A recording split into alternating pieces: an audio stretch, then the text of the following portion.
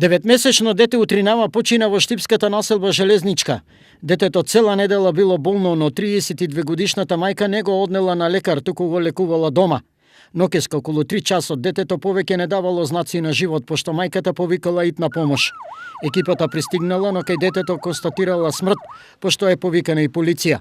По извршениот разговор со мајката и дедото на детето, полицијата нотирала дека насилство врз детето нема, но потврдено било тоа што мајката првобитно го изјавила, односно дека детето не било лечено институционално, туку во домашни услови. Телото на починатото дете е дадено на обдукција, пошто ќе се знаат причините за смртта и дали со соодветно стручно лекување неговиот живот можел да биде спасен.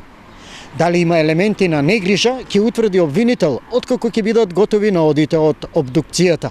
Лекувањето на деца во домашни услови во замена на здравствена установа е честа пракса во нашата традиција, но во случајот тоа се покажа трагично.